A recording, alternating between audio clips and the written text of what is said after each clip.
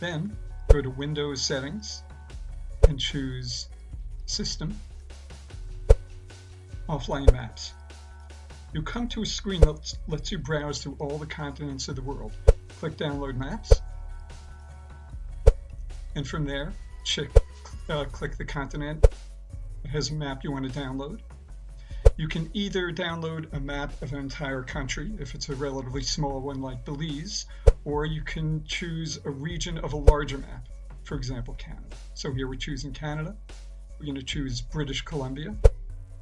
And as you can see, it's downloading now. It's going to take a little while to download, but once it downloads, you'll be able to go to British Columbia. You won't have to use any data, and you'll be able to use that map when you're offline.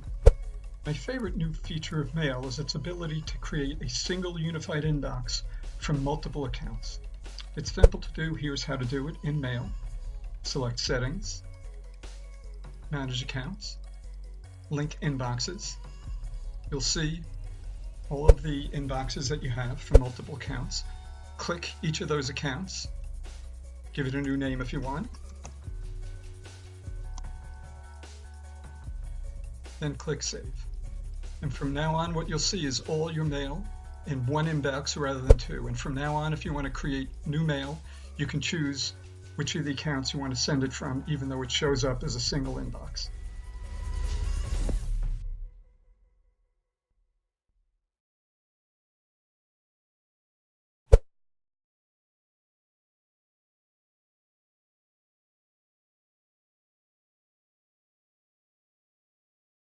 You've probably used Microsoft Paint a million times, but I'm betting you've never even seen Paint 3D, nor know how to use it. Today, we're going to change all that.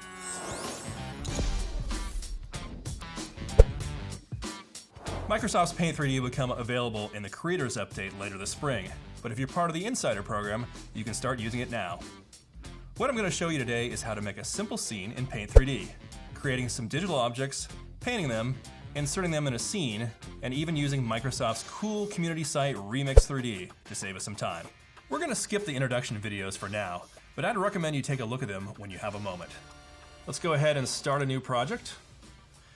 Now, Paint 3D is essentially like a digital diorama. There's a couple of things that you can do. You can actually create 3D digital objects, and you can place them in a scene. And what we have here is actually the only 2D object in Paint 3D.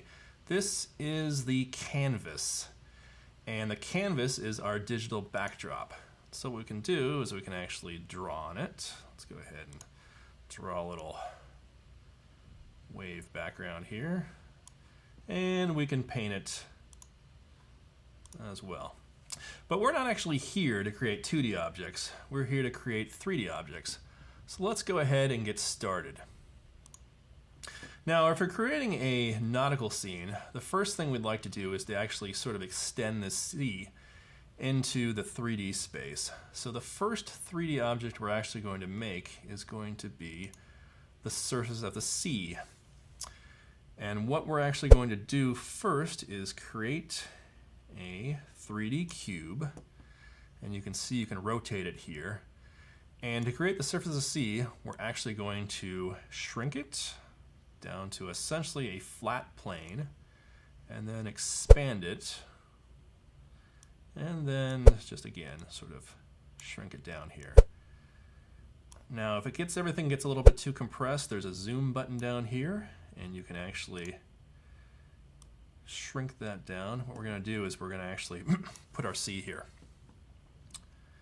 Now, we've got our surface of our sea. The next thing we want to do is actually put a couple of islands in that. And the way we're going to do that is to use this nifty little tool called the 3D Doodle. Now, the 3D Doodle allows you to get some personality into your scene. So what we're going to actually do is we're going to draw a little island. And what this is going to do is it's going to take this 2D object and essentially blow it up into, I guess you'd call it a pillow. And we're going to paint it brown like an island. And then we're going to sink it into our ocean. So you can see that big sort of potatoy thing now looks more like a traditional island. And to get a better look at what we've done, we're going to actually rotate this a little bit. We'll shrink it down. And create another digital island as well.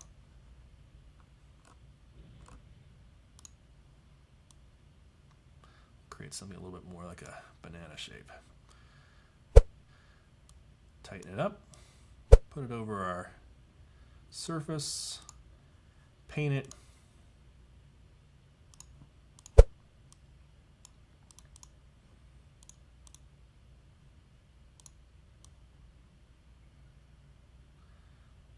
Okay. Now the problem that you'll immediately discover is that aligning everything is a real hassle. And in fact, it's going to take up, it can take up quite a bit of time in our video. So we may need to speed things up. But we'll just go ahead and put this here.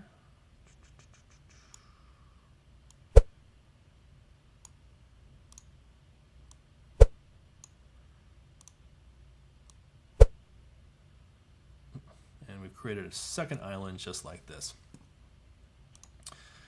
Now, the third thing we're going to do is we're actually going to paint our islands. And to do so, there's a couple of different ways we can do it. We can actually use the fill button and paint it brown like we've done before, but we're actually going to do something different. Paint 3D has this wonderful technology called stickers. And in fact, if you have a 3D model, you can go ahead and add eyes and mouths to it instead of having to paint it on manually. But it also has textures. In this case, it has a sand texture. And what we're going to do is we're actually going to put that sand texture and apply it to each of our digital islands. And then we've got it the way we want. We're going to stamp it, and then we're going to apply the texture to this other island. Stamp it, and we have two digital islands. And again, we're going to make sure everything is lined up. And you can see everything is lined up, just poking out of the water. Next, I'm going to do something a little bit different. I'm going to make a complex object with two shapes, a pole, which is going to be a long skinny cylinder, and then a sign with a flat surface above it. So let's go ahead and create our pole. We'll color that, color it gray. And there's going to be a sign at the top, which is going to be a small rectangle. Now a sign is flat, so what we're going to do is we're going to flatten that sign, and then we're going to rotate it, and then move it up just so the top fits on top. Now the nice thing about Paint 3D is that it actually will helpfully, and in some cases, orient everything together to make sure everything fits without forcing you to fiddle with it a whole bunch. But when you're creating a complex object, what you want to do is you want to make sure that everything fits together. So we use what's called multi-select. What I just did is I actually control-clicked both the sign as well as the pole and made sure that the two objects were joined as one. So again, we're going to quickly paint this white to make sure we have a nice looking sign. Control-click both of these. And we're going to move them to our island. Now, perfect. Again, we're going to do a quick check to make sure everything is pretty well oriented. It seems pretty good. Now, to write on the sign, we can do a couple of different things. We can go ahead and use this text button up here. I haven't had a whole lot of luck with this. So what I'm going to do is I'm actually going to go ahead and apply a sticker to it. And the nice thing about stickers is you can actually choose